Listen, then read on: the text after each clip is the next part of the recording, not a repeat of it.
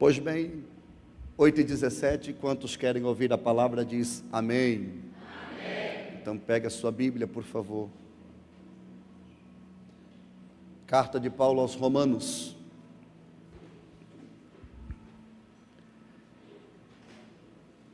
Capítulo de número 12. Lara. Versículo de número 1.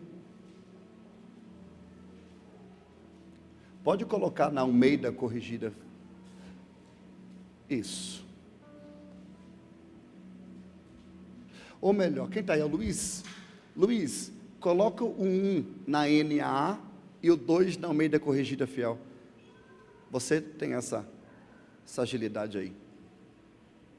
Romanos capítulo 12, carta de Paulo aos Romanos. Quem trouxe Bíblia diz amém. Amém. Deixa eu ver sua Bíblia. Cadê sua Bíblia? Levanta a Bíblia. Bíblia, que seja no smartphone, celular, tablet, iPad, levanta a Bíblia. Quem trouxe caderno? Cadê o caderno? Levanta o caderno aí. Cadê o caderno? Ih, olha lá, levanta a caderneta aí. Cadê a caneta? Cadê a caneta? Levanta a caneta, deixa eu ver a caneta. Pastor, vou anotar tudo no celular. Eu quero ver se você vai anotar mesmo. Coloca no modo avião, porque nós vamos decolar. Alguém pegou a referência, hein? Está sobrando o microfone aqui, abaixa um pouquinho. Romanos 12, verso 1. Larinha, com você, vai. Portanto, irmãos, pelas misericórdias de Deus, peço que ofereçam o seu corpo como sacrifício vivo, santo e agradável a Deus. Este é o culto racional de vocês. Volta, lê de novo. Volta 1. Portanto, irmãos, pelas misericórdias de Deus, peço que ofereçam o seu corpo como sacrifício vivo. Segura, diga assim, o meu corpo. Sacrifício vivo. Tá, vai. Santo e agradável a Deus. O que é esse sacrifício vivo, Laria? Este é o culto racional de vocês. O culto o quê? Racional. Pega esse dedo aqui, ó. Bate aqui assim, ó. Olha para quem está do teu lado e diga assim, racional. Olha para o outro lado e diga assim, racional.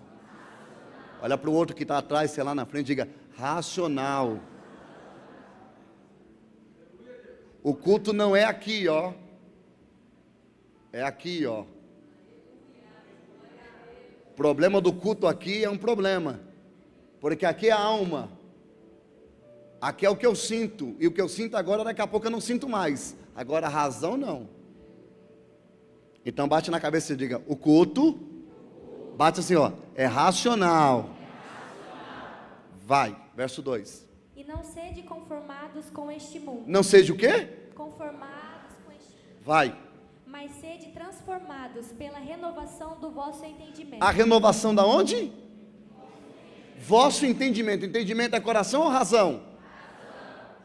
Entendeu porque o culto tem que ser racional? Porque a transformação e a mudança é racional. Deus não manda você mudar de sentimento, Ele manda você mudar de... Renovação é na mente. Continua. Para quê, Lara? Para que experimenteis qual seja a boa, agradável e perfeita vontade de Deus. Vamos ler o versículo 2, todo mundo junto? 1, 2, 3.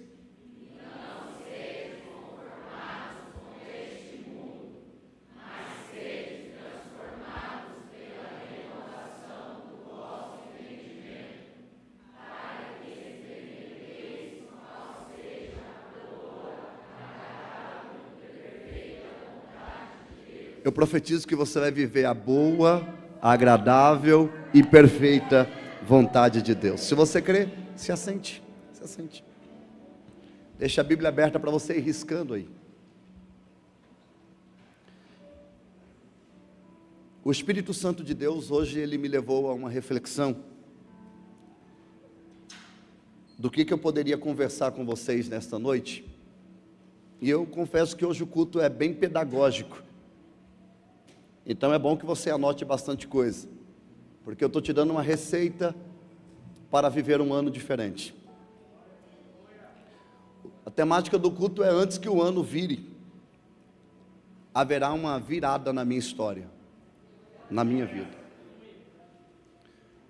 Mas a virada que Deus quer fazer em nós É uma virada que nos leva da mente ao propósito. Há muitas expectativas quando nós falamos sobre virada do ano. Muitos querem ano novo com vida velha. Se as minhas atitudes não mudarem, o ano de 2026 vai ser uma repetição do ano de 2025. Porque o ano só será novo se a sua mente for nova. Se eu fosse você, eu anotaria. O ano só será novo se a sua mente for nova. Pergunta por quê? Pergunta por quê? Porque o ano não tem poder de te renovar, mas a tua mente tem o poder de renovar o teu ano. Eu vou falar de novo. O ano não tem poder de te renovar, mas a tua mente tem o poder de renovar o seu ano. Alguém está buscando por algo novo? Diz amém. Eu preciso entender que sem mente nova, tudo fica velho. Sem mente nova, tudo envelhece. Porque a maior mudança que você vai ter de 2025 para 2026 é a mente. A maior transformação e a maior mudança que você vai ter para viver o ano de Judá, a maior renovação vai acontecer na sua mente. Você vai de velhos padrões a novas promessas, de velhos costumes a novos hábitos. Tudo muda quando a mente se alinha com o propósito de Deus. Essa noite eu gostaria de falar com vocês sobre a renovação da mente. Para contextualizarmos o texto, para você que está anotando, nós estamos diante da carta escrita pelo apóstolo Paulo aos irmãos de Roma. Vale lembrar que essa carta ela foi escrita por volta de 57 depois de Cristo. Paulo, quando escreve essa carta aos irmãos de Roma, ele não havia ido a Roma ainda. E essa é uma das únicas cartas que Paulo escreveu direcionada a uma igreja que não foi fundada por ele, não foi aberta por ele, não foi uma das suas viagens missionárias que lhe propôs o início dessa igreja. Paulo, quando escreve essa carta, ele está na casa de Gaio, em Corinto, e na verdade Paulo está narrando a carta. Quem está escrevendo a carta é Técio. Para você que gosta de anotar isso, anota. Romanos capítulo 16, versículo 22, lê para nós, Lara. Romanos 16, 22. Eu, Tércio, que esta carta escrevi... Quem está escrevendo? Quem está escrevendo? Tércio está escrevendo. Está bem claro que não é Paulo que escreveu. Paulo narrou a carta de Paulo, mas tem alguém que está segurando a caneta. E Paulo não tem dificuldade de dividir a honraria. Paulo não quer crédito sozinho. Ele diz para quem está escrevendo: escreve, que é você que está escrevendo. Tem um escriba escrevendo. E o que Tarso vai escrever? Vos saúdo no Senhor. Olha o 23, onde Paulo está. Vai. Saúda-vos Gaio, meu hospedeiro, e de toda a igreja. Quem é o hospedeiro? Quem é o hospedeiro? Paulo está na onde? Na casa de quem? De Gaio. Gaio é o hospedeiro. Saúda-vos Erasto, procurador da cidade, e também o irmão Quarto. Então agora Paulo está em Corinto escrevendo essa carta 57 anos depois de Cristo para os irmãos que estão em Roma. Uma informação que eu acho que vale a pena dizer a vocês: dos 27 livros encontrados no Novo Testamento, 13 deles foi escrito pelo apóstolo Paulo. Acredita-se que foi 14. Se você também tiver a ideia que quem escreveu o livro de Hebreus foi Paulo. Eu particularmente acho que foi Paulo que escreveu Hebreus. Então, dentro da contagem de 27 livros do Novo Testamento, Paulo sozinho escreveu 14 desses. Paulo, quando está escrevendo essa carta aos irmãos de Corinto, Paulo tem um propósito: admoestar os irmãos acerca da tribulação e da luta que eles estão vivendo. por que não dizer, que o livro de Romanos, pastor Jean, é um dos livros responsável pela conversão, por exemplo, de Agostinho. Por que não se lembrar que a carta de Paulo aos Romanos é responsável pela conversão de Lutero? Foi lendo a carta de Paulo aos Romanos que Lutero percebeu que o Papa Leão daquele tempo, construindo a Basílica de São Pedro, estava cobrando indulgências para construir o templo, dizendo que a salvação estava ligada ao que você oferecia. A frase conhecida e célebre de 1500 era: enquanto uma moeda cai no cofre, uma alma pula do purgatório. Então as pessoas estavam ofertando pelos seus entes queridos que haviam morrido, no intuito de salvá-los. Aí vem o grande monge Martinho Lutero dizendo, ou lendo a carta de Paulo, e ele vai chegar diante de uma situação que diz que o justo viverá pela fé. É lendo essa carta que Martinho Lutero percebe que não existe nenhuma possibilidade de que um homem possa se salvar, a não ser através de Cristo Jesus e a morte dele na cruz do Calvário. Então nós estamos diante de uma das cartas mais importantes para o protestante, para o cristianismo, para nossas vidas. Quando Paulo escreve essa carta aos irmãos de Roma, Paulo tem um propósito. Primeiro propósito, Paulo tem um propósito de combater a imoralidade que estava acontecendo em Corinto. Paulo tem o propósito de implantar a justiça de Deus e mostrar que não existe nenhum tipo de possibilidade de salvação fora de Cristo. Paulo, quando está escrevendo a carta aos Romanos, ele está tentando de toda maneira mostrar para o povo que existe salvação e salvador. É por isso que por mais de 30 vezes vai aparecer no grego koiné a palavra solter ou soltérios, que significa salvação. O que Paulo está gritando aos irmãos de Roma é: existe salvação para os pecadores, mas o único modo de se salvar é através daquele que morreu na cruz para salvar as nossas vidas. Paulo, quando está escrevendo essa carta, ele é um defensor da salvação por intermédio da justificação através do sangue de Jesus na cruz do Calvário. Eu queria que você lembrasse o irmão que está do teu lado e diga para ele assim: não existe salvação sem Jesus. Não existe, é impossível. Paulo está escrevendo essa carta aos irmãos de Roma, que estão debaixo da punição de Nero, que era o governador do tempo, sanguíneo, imperador, homem que queria ser considerado um Deus, queria ser uma divindade, queria receber a adoração. Paulo está mostrando e apontando que só existe um que merece ser adorado. Porém, dentro da cultura dos irmãos de Roma, eles estão diante de duas situações complicadas. Primeiro, a cultura a qual eles estão inseridos.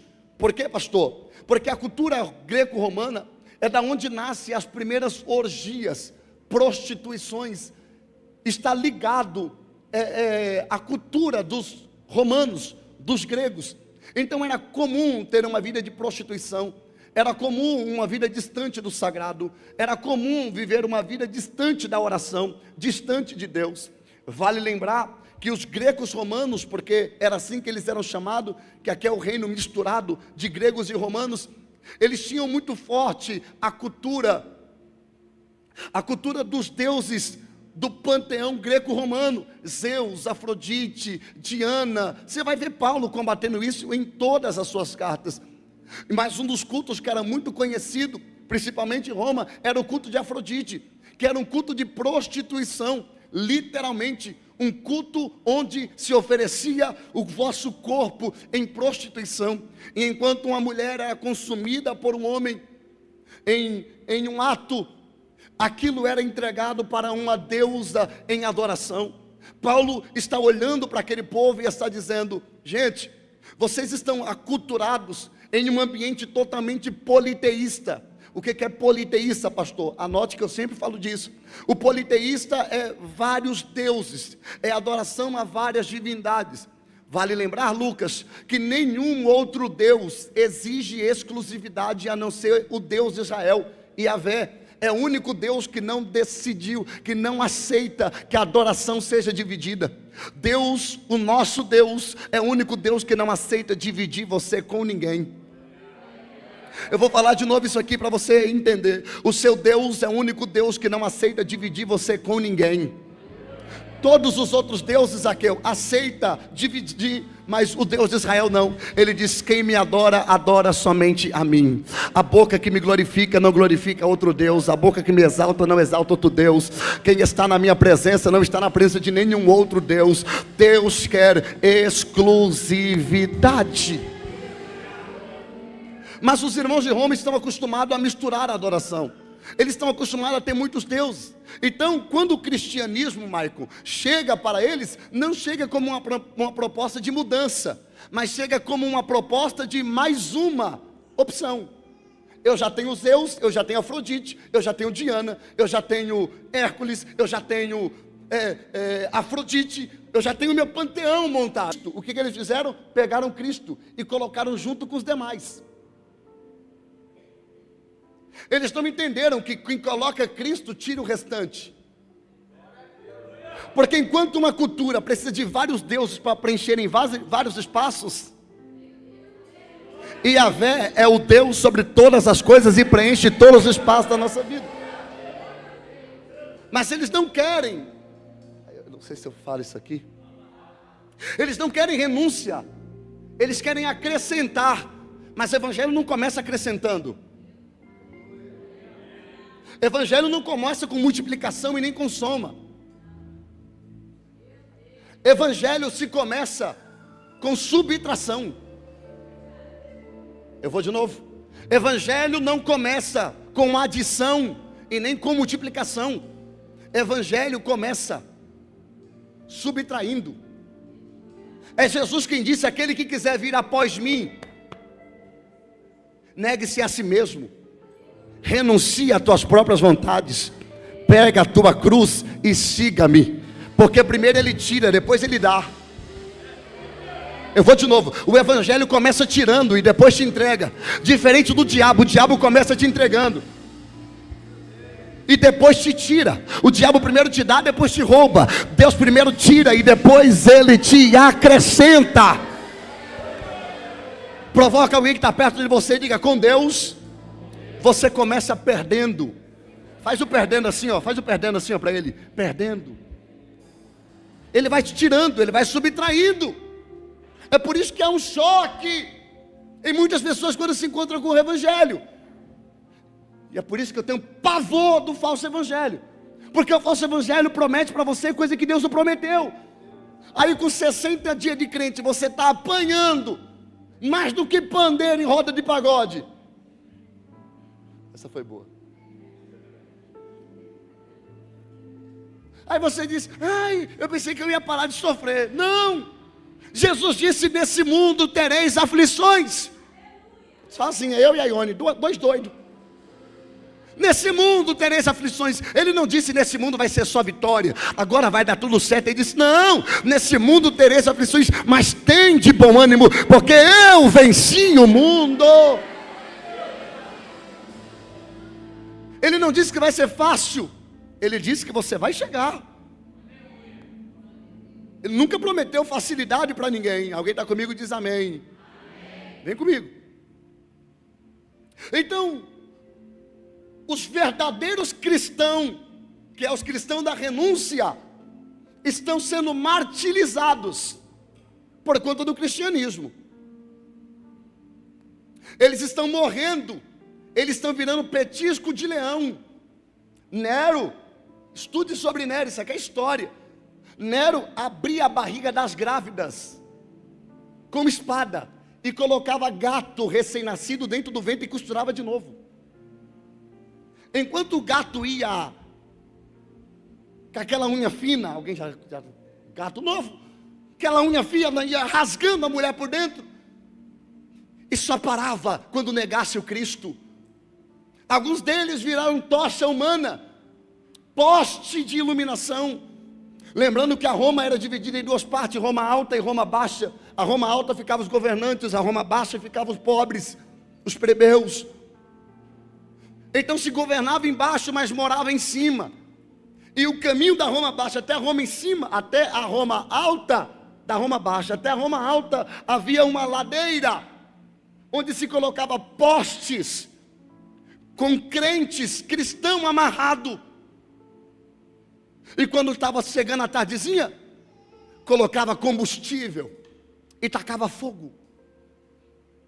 Para quê, pastor? Para o governador caminhar numa rua iluminada por pessoas sendo queimadas. Isso aqui é uma resposta para o cristianismo. Mas a história diz que no meio do mártir era o período que a igreja mais crescia. Porque cristão cresce embaixo de adversidade. Cristão não morre na adversidade, ele cresce através da adversidade. Aí vem Paulo, contextualizei, e 20 minutos ficou minha introdução. Aí vem Paulo dizendo, capítulo 12. Mas antes do 11, no último versículo, nós até cantamos, porque fica bonito. Lê, Larinha, o capítulo 11, coloca o último versículo do 11. Porque dele e por meio dele e para ele são todas as coisas. A ele seja a glória para sempre. Amém. É bonito. É assim que está terminando o capítulo 11. Porque Paulo está dizendo, independente do que estamos vivendo, independente do que estamos passando, independente do que vamos enfrentar, ele é digno de receber a nossa adoração. Ainda que nós tenhamos que morrer por essa causa, ele é digno. Ainda que alguns de nós sofreremos por conta desse evangelho, ele é digno. Porque Paulo tinha uma certeza, eu preguei sobre isso no domingo de manhã, mas só recapitulando, coloca o capítulo 8, versículo 18, olha o que está escrito. Paulo vai dizer: porque para mim tenho por certo que os sofrimentos do tempo presente não podem ser comparados com a glória há de ser revelada em nós. Paulo está dizendo, o sofrimento desse tempo não se compara com aquilo que ainda será revelado a nós. O que Paulo está dizendo é, o tempo da alegria não se comparará com o tempo de tristeza. O tempo de gozo não se comparará com o tempo de tristeza. Eu vou falar uma vez só para ver se você tem coragem da glória. O que Paulo está dizendo é, o sofrimento que hoje vivemos, ele é passageiro, mas a glória que nos será revelada, ela é eterna. Eu vou de novo, o que Paulo está dizendo é, nós só temos essa vida para sofrer, enquanto os romanos,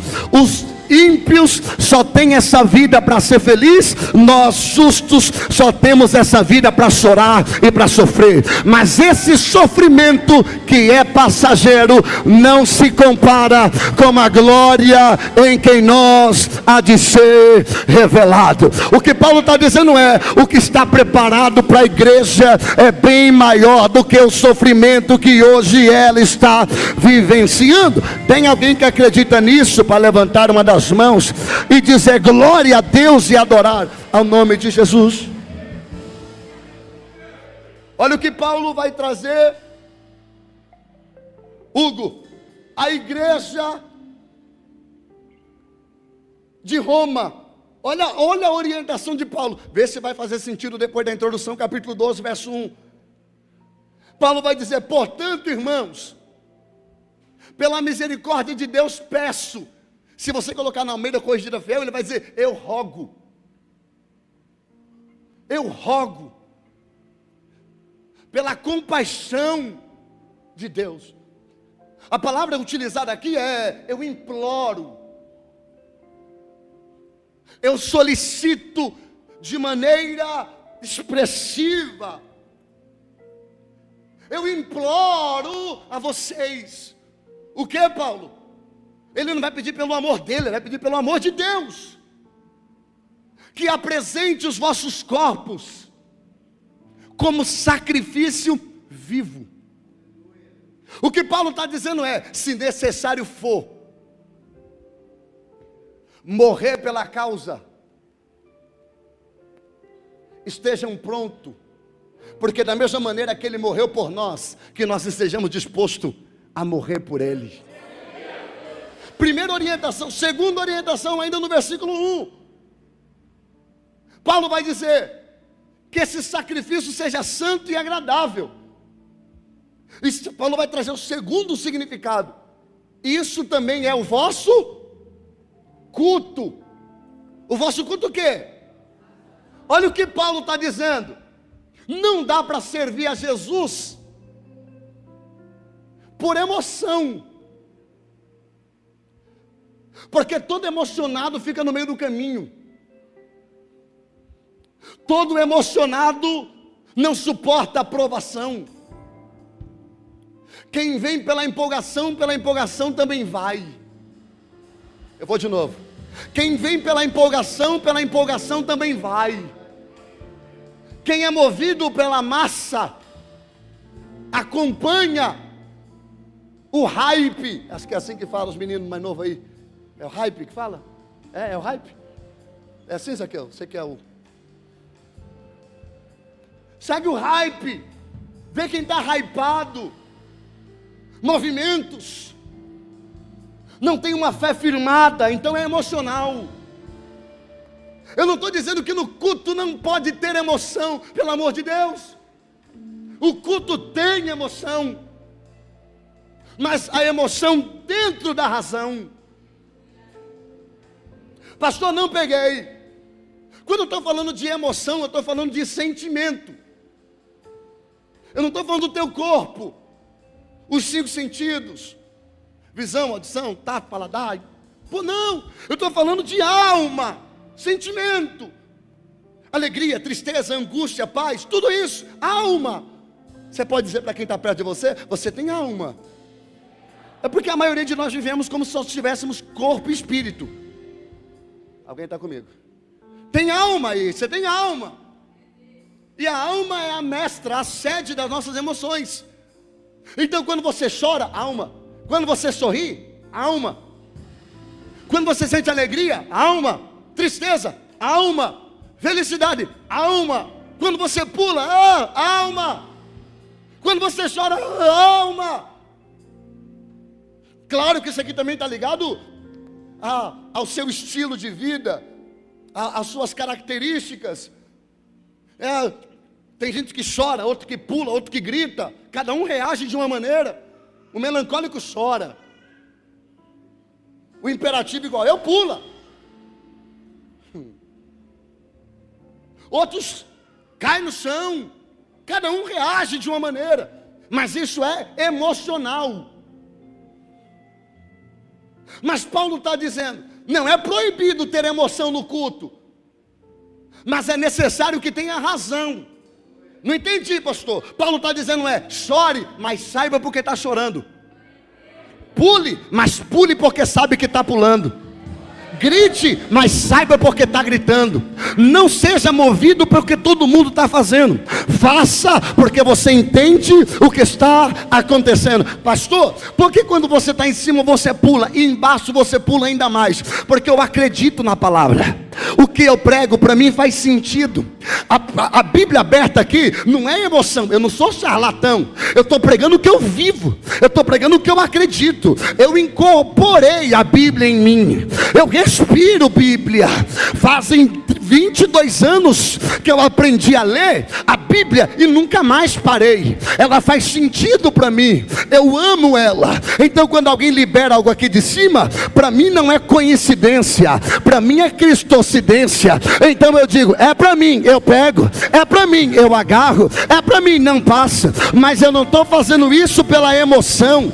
Eu estou fazendo isso pela razão. Eu entendo e eu pego. Eu pego e reajo. Eu entendo e eu pego. Eu pego e reajo. Eu entendo e eu pego. Eu pego e reajo. Eu entendo porque pego. Reajo porque pego. Reajo porque peguei. Então a razão, emoção, provoca quem está perto de você e diga assim: você precisa ter razão no culto. É um problema um culto almático.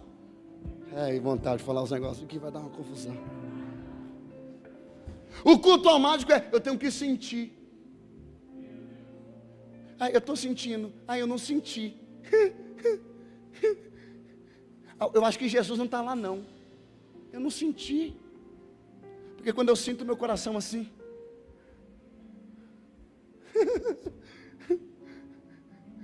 esse é o problema.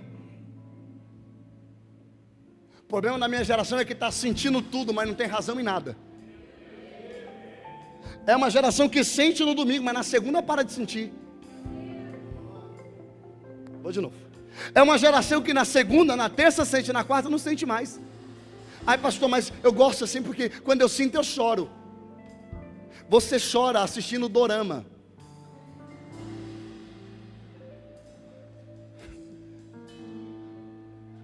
Você chora ouvindo música internacional que você nem entende a letra.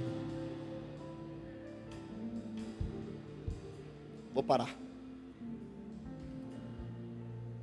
Ai, pastor, mas eu senti no coração. Senti o quê? Aí um negócio aqui. Lá no fundo assim. Vai dando um aperto assim. Procura um cardiologista. Pode ser infarto.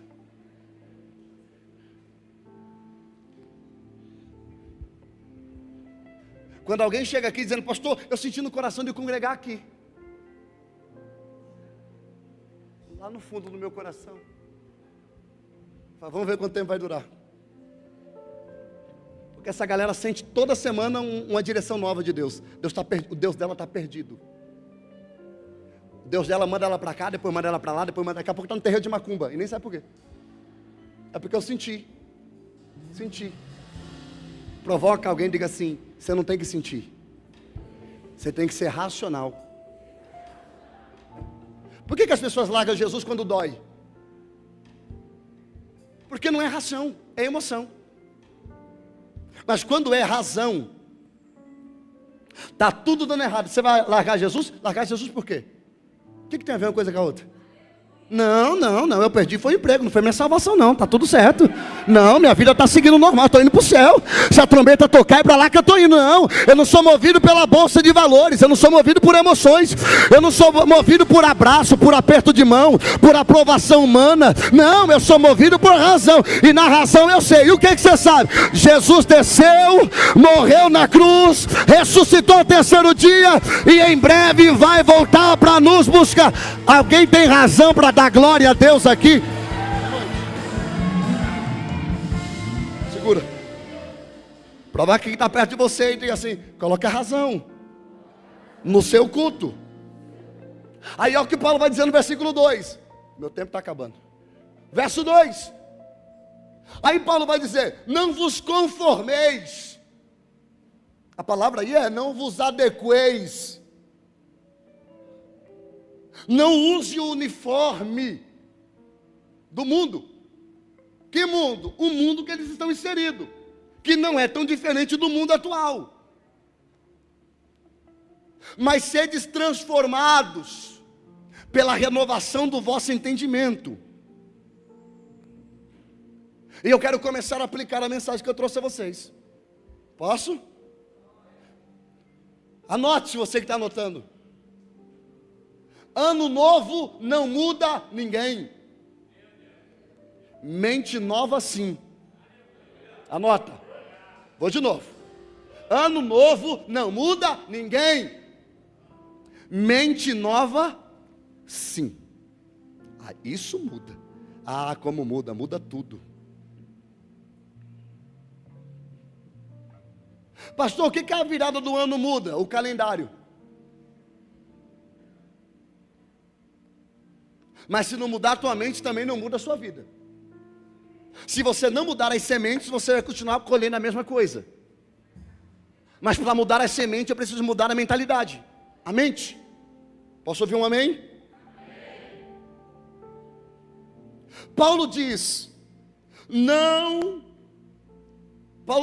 Paulo não diz, transforme um ano. Não. Paulo diz, transformai-vos pela renovação da mente. Não é o ano que eu transformo, é a mente que eu transformo. E uma mente transformada muda um ano. Eu não tenho poder de transformar o ano, mas eu tenho poder de transformar a mente. E se eu transformar a mente, eu também transformo o ano.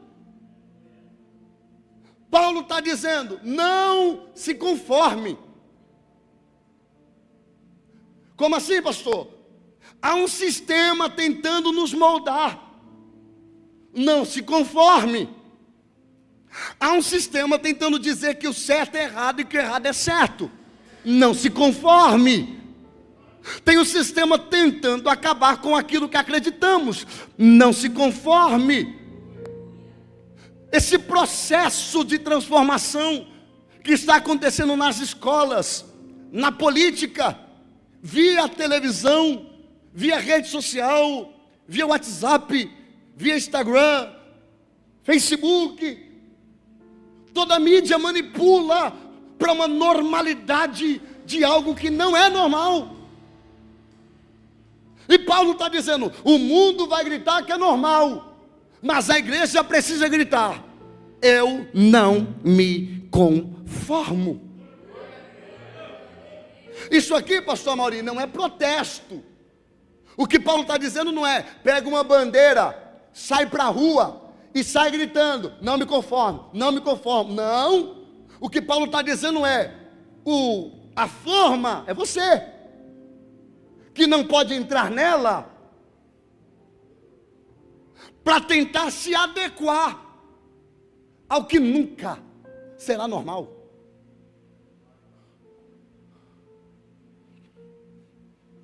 Apertar.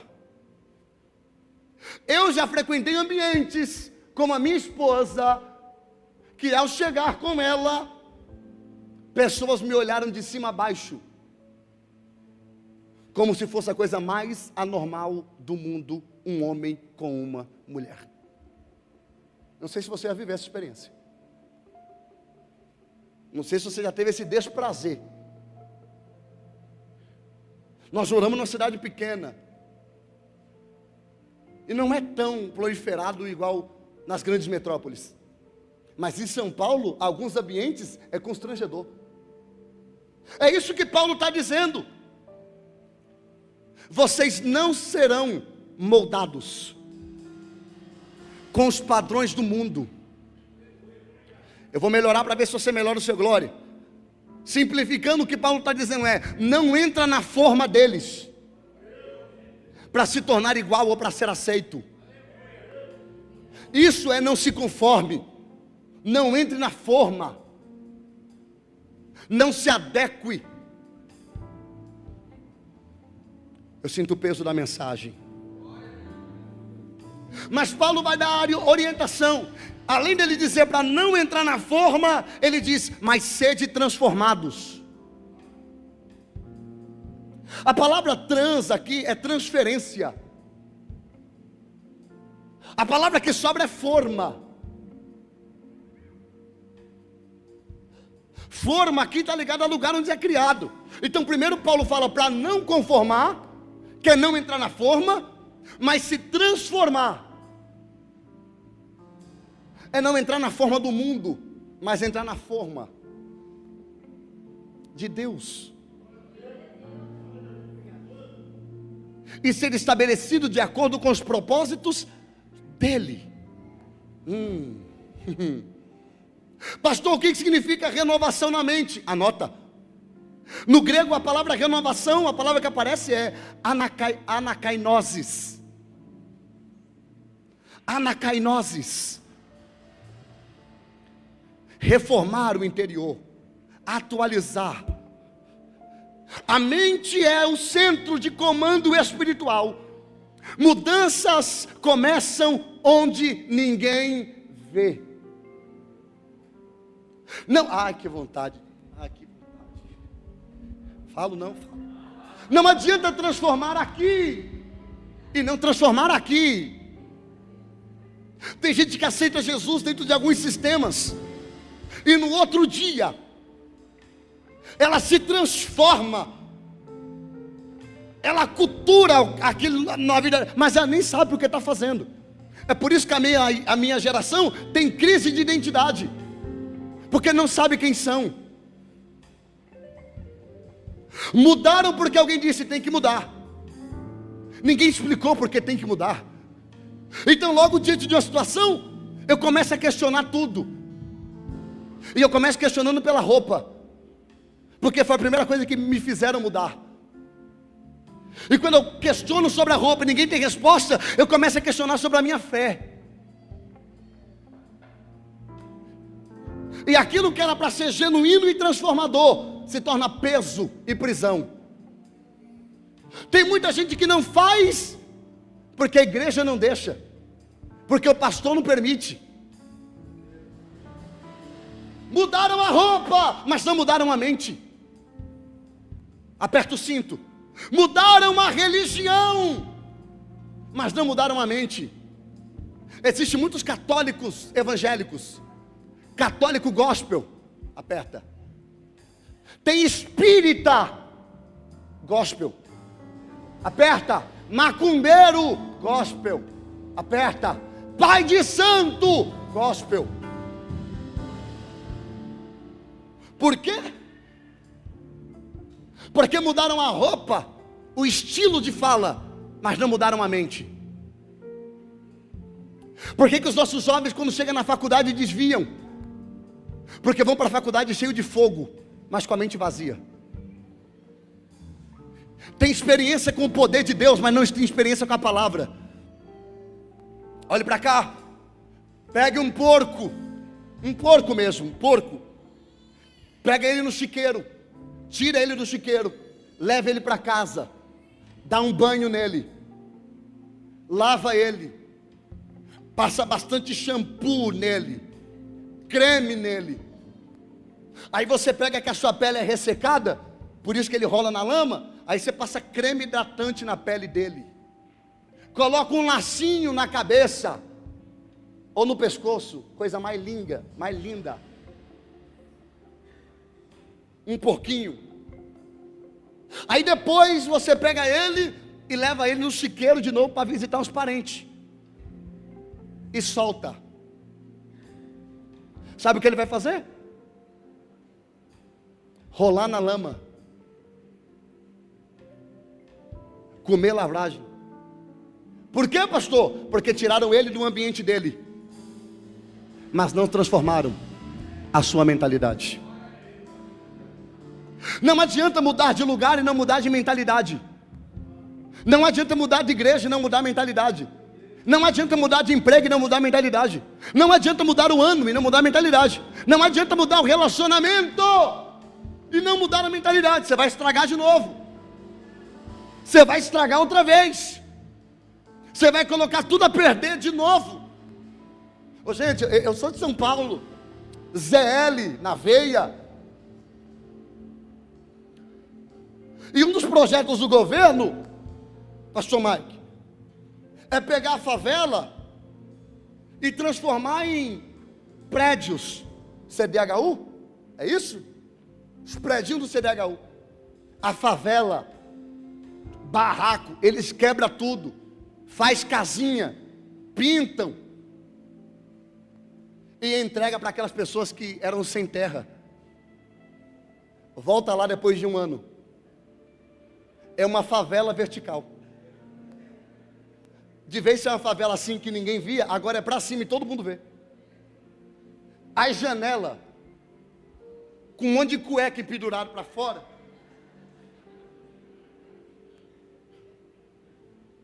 É ou não é? Por quê? Porque mudaram eles de ambiente, mas não mudaram a mentalidade.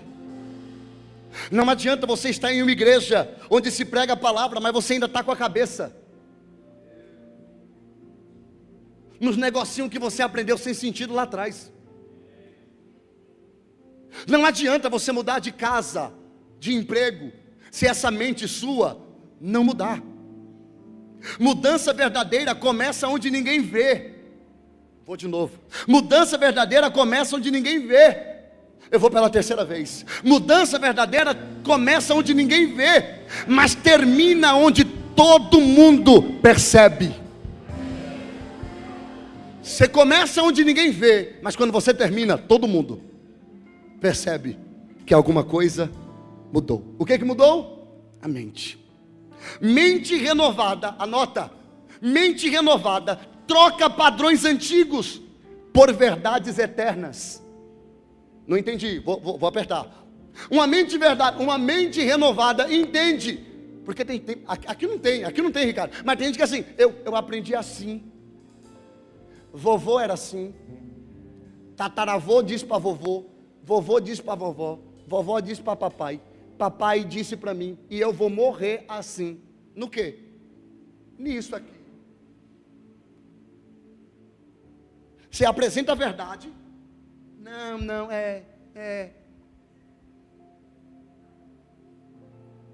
Eu prefiro morrer na mentira do que permitir que a verdade seja transformada ou transforme a minha vida. Então, mente renovada troca padrões antigos por verdades eternas. Segundo, mente renovada reorganiza prioridades. Levanta a mão direita, coloca na cabeça. Diga: Senhor, eu permito, no nome de Jesus, que o Senhor renove a minha mente. Amém. Mente renovada reorganiza prioridades. Pergunta ou não? Pergunta você. Provoca alguém e diga assim: o que é prioridade para você? Porque existe o que eu quero e o que é prioridade. E uma mente renovada sabe dizer para você o que é prioridade. Você vive sem teu salário? Sim ou não? Você vive sem seu salário? Sim ou não? Não? Não? Quem falou não? Não? Sem salário não tem vida. Então, se você perder o emprego, você morre. Vou orar para Jesus deixar a porta aberta. Quem aqui na pandemia ficou sem receber salário, diz amém. E ainda pegou Covid, diz amém. Olha aí, vivo. Pastor, foi os 600 lá, do Bolsonaro lá. Não foi, filho. Foi uma maneira que Deus encontrou de cuidar de você. É Deus quem cuida de você, você tem que entender isso. É Deus quem cuida de você. Eu vou falar de novo, é Deus que cuida de você. Pelo teu emprego, pelo governo, por onde for, é Ele que... Alguém pode levantar as suas mãos e dar glória a Deus porque Ele cuida de você. Você pode. É Ele, irmão, é Ele. É Ele, é Ele. É Ele quem cuida. Agora eu pergunto, sem Jesus você vive? Por que você prioriza? As coisas humanas e não as coisas espirituais. Pastor, o que tem que ser prioridade na minha vida? Numa mente renovada. Evangelho de João, capítulo de número 6, verso 33. Ou é 31? 33 vezes. João, capítulo... Mateus, capítulo 6, 33. Perdão. Foi 33. Lê, Larinha. Mas buscai primeiro o reino de Deus. Buscai primeiro o quê? O que é prioridade? De verdade, na sua vida, o que é prioridade? É o reino? Não, responde para você, eu não vou causar climão. A mensagem de hoje é para refletir. O que é prioridade? É o reino? Ou o reino é secundário? Uma mente renovada sabe reorganizar prioridades. Terceiro, uma mente renovada reprograma reações e hábitos. Quem tem uma mente renovada não é refém da sua história, é protagonista. Porque tem gente que, eu faço isso porque meu pai, minha mãe, é maldição hereditária. Não, escolhas. Uma mente renovada vai programar a sua vida. Uma mente renovada vai reprogramar os seus hábitos. Eu estou profetizando, uma mente renovada vai reprogramar os seus hábitos. Uma mente renovada se submete a pensamentos da palavra. Uma mente renovada se permite ser mudada através da palavra. Repita comigo: se a mente não mudar, nada muda. Alguém está comigo ainda? Anota essa aqui, que essa aqui é fresca. O que muda na mente também muda na vida. Anota. O que muda na mente também vai mudar na sua vida. Porque toda mudança na sua vida começa aqui, ó. Eu vou de novo. Toda mudança na sua vida começa aqui, ó. Quando aqui muda, aqui tudo muda.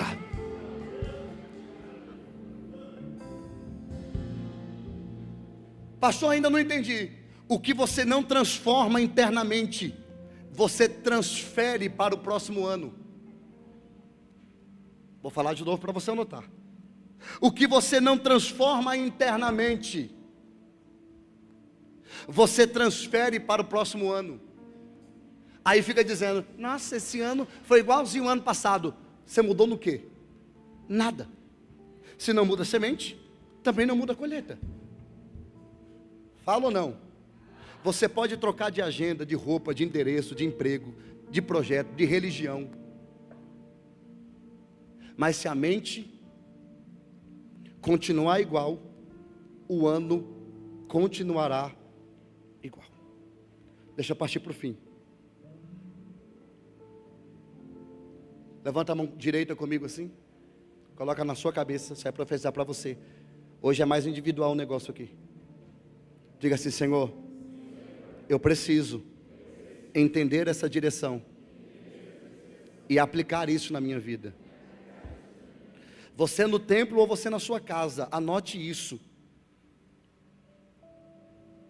Quando a sua mente é diferente, ainda que você esteja num ambiente igual de todo mundo, você vive coisas diferentes. Vou falar de novo. Pastora Giovana, se a sua mente for diferente, você pode estar num ambiente em que todo mundo faça a mesma coisa, mas se você tiver mente diferente, você vai ter resultado diferente. Você lembra dos espias que Moisés mandou ir ver a terra prometida? Lembra ou não? Olha o que, não vai dar para a gente ler, mas se você quiser anotar a referência para você ler depois, é Números, capítulo 13, a partir do verso 17, lê o 17 até o 23, coloca aí rapidinho, lê, Lara, aumenta essa voz, está muito baixo, e coloca a pressão, vai. Enviou-os, porém, Moisés a espiar a terra de Canaã. Vai. E disse-lhes: subi por aqui para o lado do sul, e subi a montanha. Vai. E vede que terra é, e o povo que nela habita, se é forte ou fraco, se pouco ou muito. Vai. E como é a terra em que habita, se é boa ou má, e quais são as cidades em que eles habitam, se em arraiais ou em fortalezas. Vai. Também como é a terra, se é fértil ou estéril, se nela há árvores ou não. Vai. E esforçai-vos e tomai do fruto da terra. E eram aqueles dias, os dias das primícias das uvas.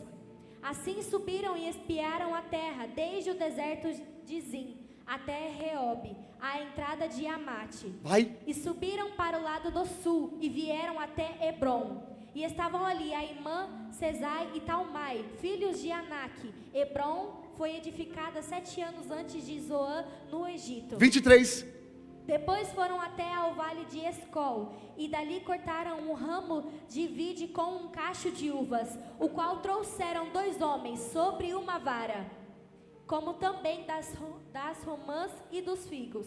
12 espias vão ver a terra, ver se a terra é boa. 10 olharam e disse: olha o tamanho daqueles homens, tudo gigante. Meu Deus, a terra está ocupada. Nós caminhamos 40 anos, mas a terra tem gente. Não vai dar nada. No meio dos 10 tinha 2, Josué e Caleb. Olha o tamanho do cacho de uva que eles estão carregando. São 2 gigantes para carregar um cacho. Você está vendo que é o mesmo ambiente? Olha para cá, pelo amor de Deus. Você está vendo que é o mesmo ambiente, o mesmo lugar, mas a mentalidade é diferente. Tem gente que vê problema. Quem vê problema, vive problema. Mas quem vê providência, vive providência. Quem vê milagre, vive milagre. Alguém está comigo aqui? Quem vê resposta, vive resposta. É a mentalidade.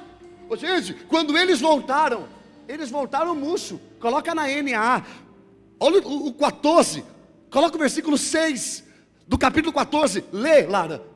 E Josué, filho de Num, e Caleb, filho de Jefoné, e que eram daqueles que espiaram a terra, rasgaram as suas roupas. Não, peraí, coloca o verso 1, porque a partir do 6 vai começar a ficar bom. Vai. Então toda a congregação Rápido, Lara, se vai. levantou e gritou em alta voz, e o povo chorou aquela noite. Todos os filhos de Israel murmuraram contra Moisés e contra Arão, e toda a congregação lhes disse: quem dera tivéssemos morrido na terra do Egito, ou mesmo neste deserto. Eles estão reclamando por conta da terra. Olha a lamúria, vai. E porque o Senhor nos traz a esta terra. Por quê, Senhor? Por quê? Vai. E para que nossas mulheres e nossas crianças sejam por presa, não seria melhor voltarmos para o Egito? Vai, Lara. E diziam uns aos outros: vamos escolher um chefe e voltemos para o Egito. Esquece, Então, esquece terra prometida, esquece céu, tá tudo dando errado. Vamos voltar para o Egito. Vai, Lara. Então Moisés e Arão caíram sobre o seu rosto diante da congregação dos filhos de Israel. E Josué, filho de Nun, e Caleb, filho de Jefoné. Peraí. Os 10 está trazendo uma notícia para a liderança que é Josué e Caleb. Não vai dar certo, que é Moisés e Arão. Não vai dar certo. A terra tem gigante. Vocês nos enganaram. Você mentiu para nós. Vamos voltar todo mundo para trás. Aí Moisés rasga as vestes, Arão rasga as vestes. Mas existe 2 no meio desses espias que a mente deles é renovada. Vai. Josué, filho de Nun, e Caleb, filho de Jefoné, que eram daqueles que espiaram a terra, rasgaram as suas roupas e falaram a toda a congregação dos filhos de Israel, dizendo: a terra pela qual passamos para espiar é a terra muitíssimo boa. A terra é boa. Eles viram gigantes, mas nós vimos que a terra é boa. Ele viu o inimigo, mas eu garanto para você, a terra é boa. Eles viram o que quiseram, mas eu vim com a mente renovada. Sabe o que tem lá? Lê, Lara. Se o Senhor se agradar de nós, então nos fará entrar e nos dará essa terra, que é uma terra que mana leite e mel. Então somente não sejam rebeldes contra o Senhor e não tenham medo do povo dessa terra, porque como pão os podemos devorar. A proteção que eles tinham se foi. O Senhor está conosco, não tenham medo deles. A proteção que eles tinham se foi. O Senhor está conosco, não tenham medo. Lê de novo, Lara. A proteção que eles tinham se foi. O Senhor está conosco, não tenham medo. Vai, Lara, de novo. A proteção que eles tinham se foi.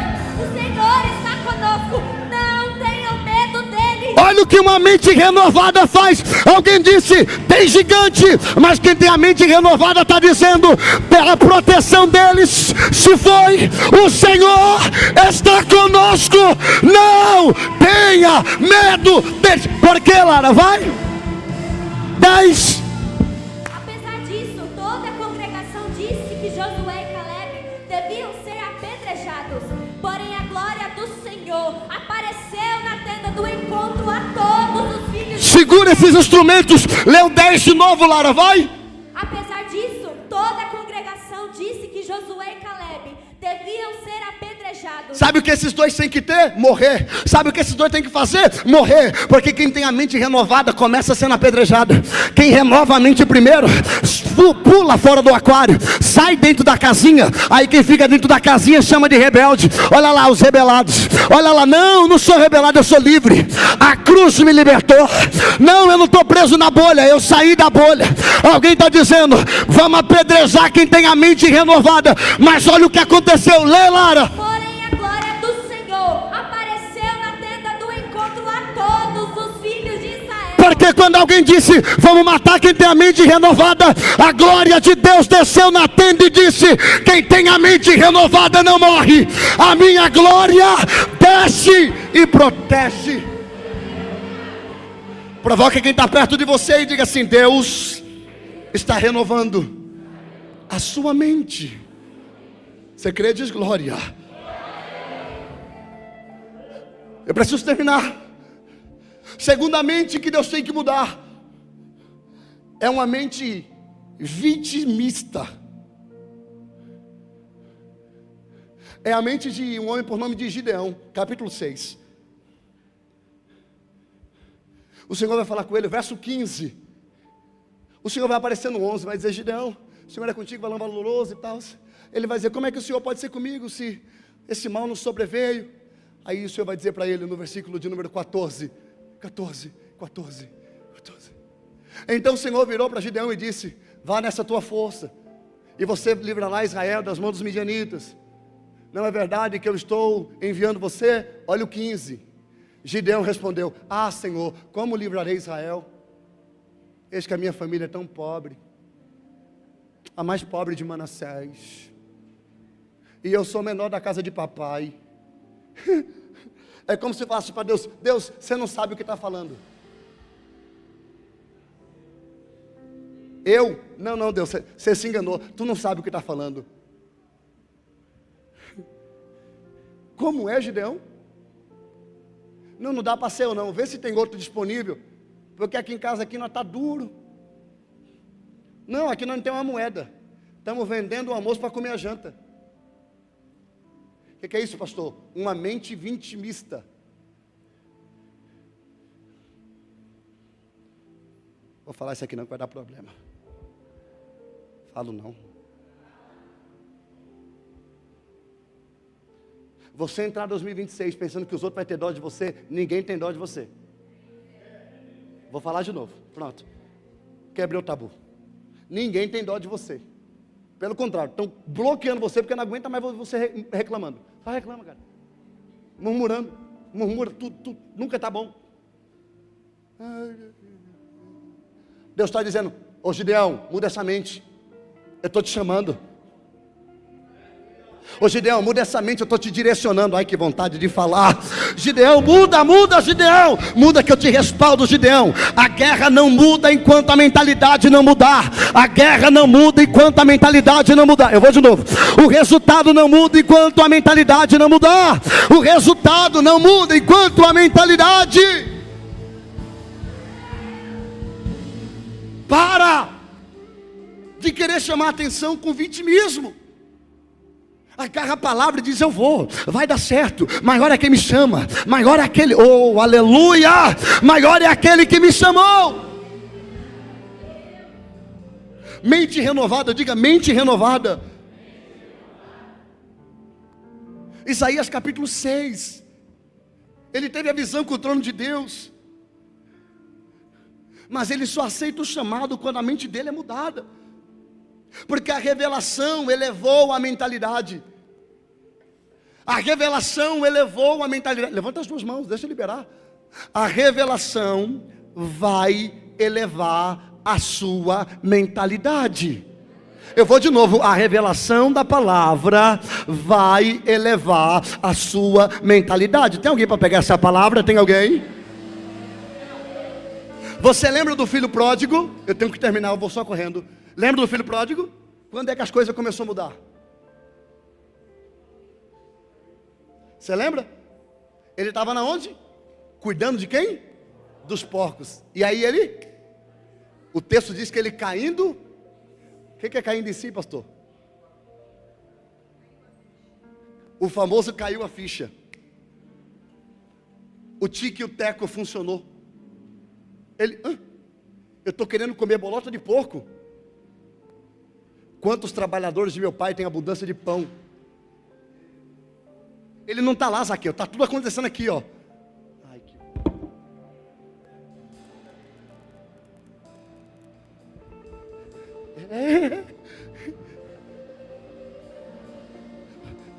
O filho pródigo não mudou quando chegou em casa, ele mudou quando caiu em si. Porque a mudança começa aqui, aqui, ó. Aqui mudou, ele disse: não, tá errado. Os trabalhadores de meu pai estão comendo pão. Olha onde que eu estou. Eu vou me levantar, eu vou ter com meu pai, e eu vou dizer para ele, eu já sei até o que eu vou dizer. Eu vou dizer assim: pai, eu pequei contra o céu, pequei contra ti, não sou digno de ser chamado teu filho. Faz-me como um dos teus trabalhadores. Mas enquanto ele está indo com a mente renovada, o pai já está em casa, lhe esperando com sandália nova, com anel novo, com roupa nova. Porque quem muda a mentalidade não é recebido como escravo, é recebido como filho.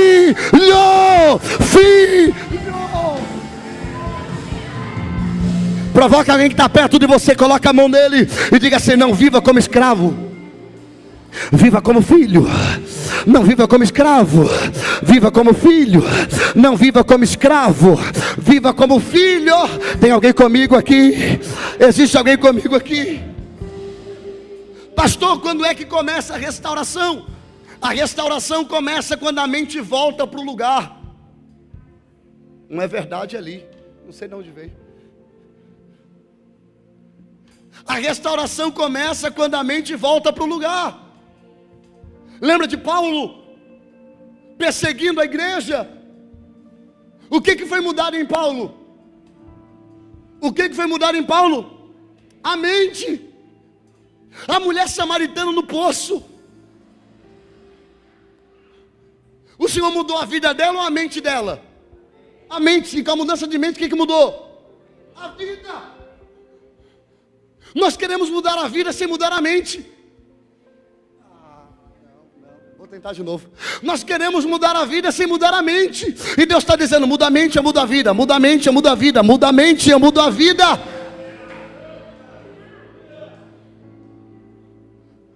Quando Deus chamou Moisés, antes de Deus libertar o povo através de Moisés, Deus mudou a mente.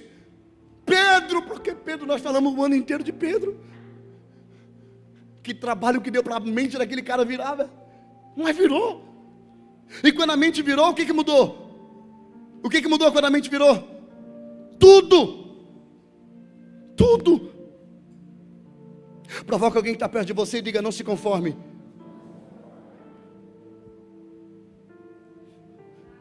Pastor, não peguei, lá vai. Não se conforme com o teu passado.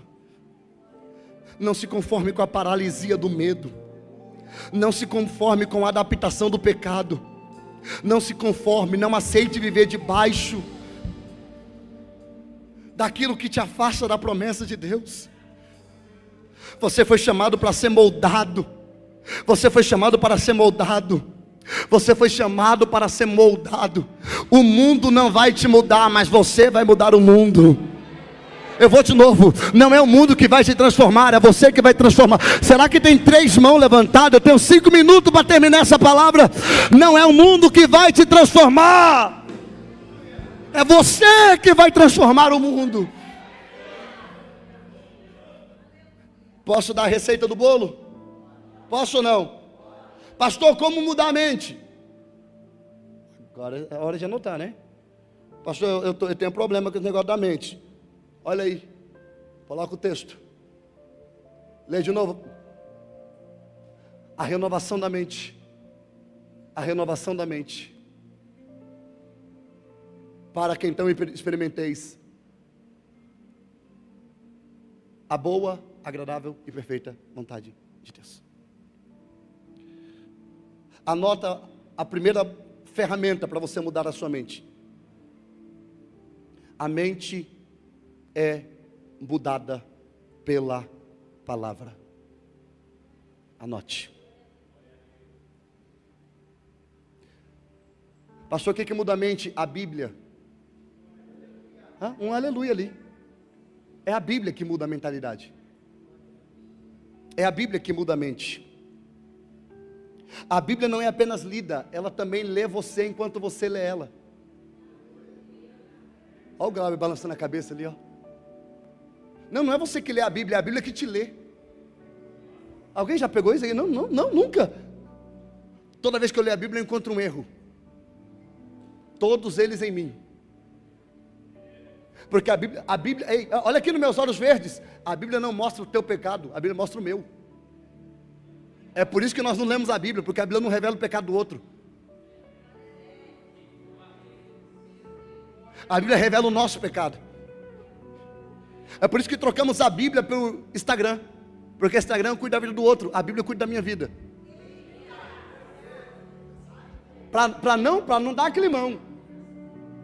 Se você tratasse a sua Bíblia igual você trata o teu celular, você não viveria essa vida de fraco e forte, de ânimo e desânimo que você vive querendo desviar toda semana, não. Precisa não. Quando você lê a Bíblia, ela vai mudando você, porque ela vai te lendo. Ela corrige, ela confronta, ela limpa, ela alinha. Eu vou falar de novo. Ela corrige, ela confronta, ela limpa, ela... Ai. Vontade de ler um texto aqui?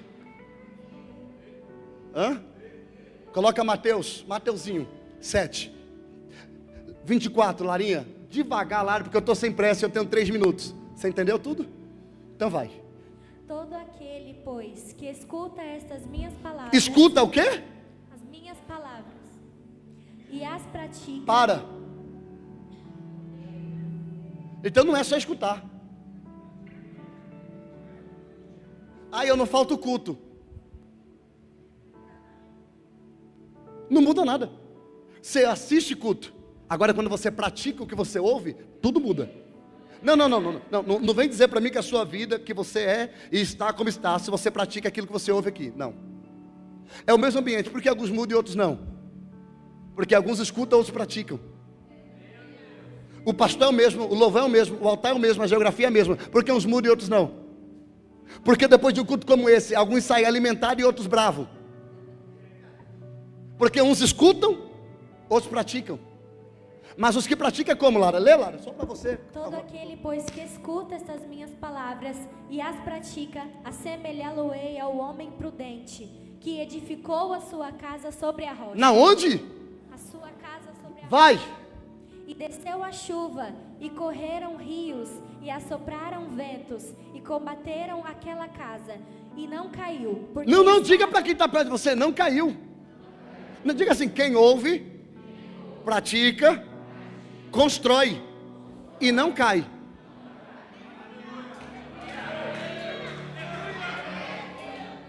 Continua lendo. E combateram aquela casa, e não caiu. Agora lê o 26. Porque estava edificada sobre a rocha. 26.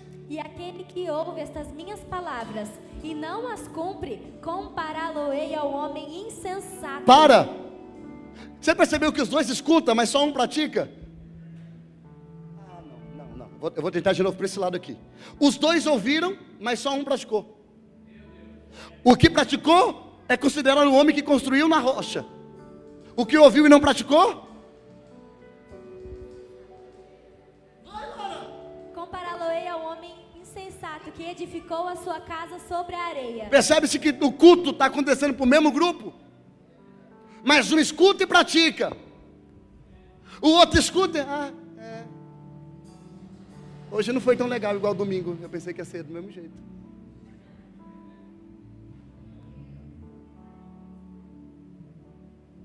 Num culto como esse, tem gente falando: Jesus, obrigado por essa palavra, eu vou mudar. E tem gente dizendo: não vejo a hora do culto acabar, vou falar com o pastor, meu tempo aqui acabou. O anjo do Senhor falou comigo de madrugada. Crê em Deus, Padre. No mesmo culto, um construindo na rocha, o outro na areia. Qualquer cara feia desvia. Qualquer chateação muda de igreja. Mas o Senhor está dizendo: ouça, pratica. Se coloque de pé, vamos embora.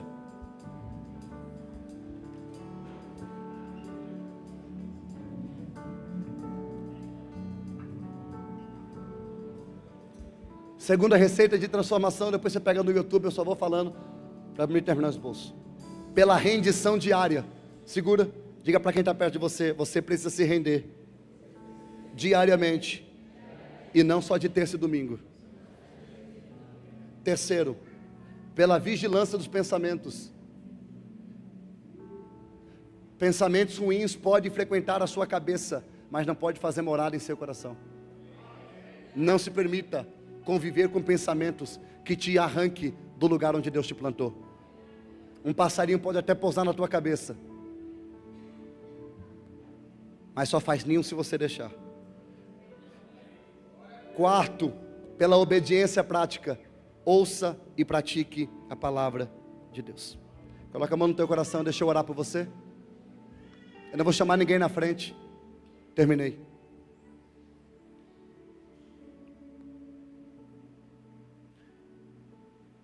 Você precisa sair daqui entendendo que o relógio não muda a tua vida, mas o Espírito Santo muda a sua mente. Fecha os teus olhos, eu quero orar por você. A expectativa não transforma, mas a decisão espiritual sim. Saia daqui decidido. Faça Romanos 12:2 uma virada na sua mente e no seu coração. Permita que Deus mude a sua vida. Mas antes de Deus mudar a sua vida, Ele vai mudar a sua maneira de pensar. Você não vai mais ficar agindo como impulso, como louco, como louca. Você não vai deixar o teu coração te dominar, os teus sentimentos falarem mais alto do que a tua razão. Haverá razão na sua casa, na sua família, no seu casamento. Eu sinto o peso da palavra. Oh, Espírito Santo. Você não pode entrar no ano novo com a mente velha. O Senhor está mudando a sua mente. Diga para o Senhor: Senhor, muda a minha mente. Senhor, muda a minha mente. Porque o que você não muda na mente, você repete no calendário. Diga para o Senhor: Senhor, muda a minha mente. A virada do ano só muda fora, mas a renovação da mente muda por dentro. Diga para Jesus: Jesus, muda a minha mente. Renova a minha mente. Renova a minha mente.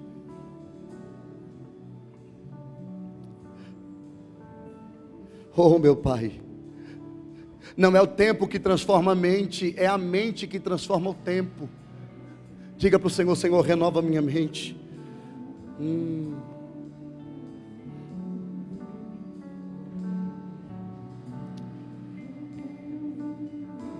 Senhor, através da mente nova, cria caminhos que a mente velha sempre destruiu. Senhor, através da mente nova, Pai. Ó Deus, o Senhor me deu essa direção profética. Eu sinto o peso da revelação da Tua palavra. Senhor, essa mensagem tem o poder de mudar a todos, mas nem todos querem ser mudados. Mas os que querem ser mudados, renova a mente, começa pela mente. Senhor amado, não permita que 2026 seja uma repetição de 2025. Muda a nossa mente. Nessa mente renovada, Senhor, nos ajuda a Te priorizar. Senhor, na mente renovada, nos ajuda a fazermos compromisso. 2026, eu não recebo visita de terça-feira e nem de domingo. Quem quiser me visitar, me visite outro dia. Eu tenho compromisso com o céu de terça e domingo. Eu não tenho compromisso com a igreja, eu tenho compromisso com o céu de terça e domingo. Uma mente renovada te faz priorizar o céu. O céu é a minha prioridade. O céu é a minha prioridade. Senhor, como autoridade espiritual dessa igreja, onde houver um coração disposto, transforma a mente e o coração, o modo de pensar, o modo de agir. Senhor, traga maturidade espiritual. Senhor, transforma a nossa entrada, a nossa saída. Senhor, que essa mensagem cause impacto ao coração de quem ouviu, da mesma maneira que causou impacto sobre o meu coração. Senhor, eu quero ser melhor. Eu queria que você fechasse os teus olhos agora e fizesse um voto com o Senhor, mas não um voto de tolo, um voto de seriedade, um voto de uma vida de oração, o voto de uma vida de leitura, o voto de uma vida de santidade. Diga para Deus: Senhor, eu não quero faltar culto 2026. Eu não quero faltar. Eu quero cumprir com as minhas obrigações ministeriais. Eu quero Te adorar. Diga para Deus, faça. Senhor, eu e a minha casa vamos ler a Bíblia. Eu e a minha casa vamos orar. A mudança da mente vai mudar a sua história. A mudança da mente vai mudar o seu casamento. Nessa mudança, Deus vai te dar paciência, domínio próprio. Você vai parar de agir pela emoção, pelo impulso. Você vai parar de agir pelo que você sente. Você vai parar de ser imediatalista. Porque a mente renovada vai te fazer pensar antes de tomar decisões. Eu te libero para o ano de Judá. Que haja uma virada na sua mente e que haja uma virada sobre a sua vida, em nome de Jesus, amém. Levanta as duas mãos aos céus. Nós vamos gritar essa frase que está na tela: antes do ano virá. Cadê a mídia para subir aqui? Antes do ano virá. Pega a sua Bíblia para a gente gritar junto. Levanta a Bíblia, iPad, celular, iPod, o que você tiver aí. Antes do ano virar, minha vida terá uma virada. Você vai gritar por 3 vezes, selando com a mão na Bíblia, porque você é crente. 1, 2, 3. Antes do ano virar, minha vida terá uma virada. Vai! Antes do ano virar, minha vida terá uma virada. Mais forte! Antes do ano virar, minha vida terá uma virada. Receba a virada de Deus sobre a sua vida, em nome de Jesus. Estenda as suas mãos, que o Senhor te abençoe e te guarde. Prepara, Jéssica, eu quero viver algo novo. Que o Senhor te abençoe e te guarde. Que o Senhor faça resplandecer o teu rosto sobre ti e tenha misericórdia de ti. Que a estrada se erga enquanto dos teus caminhos, e o vento sempre esteja sobre as tuas costas.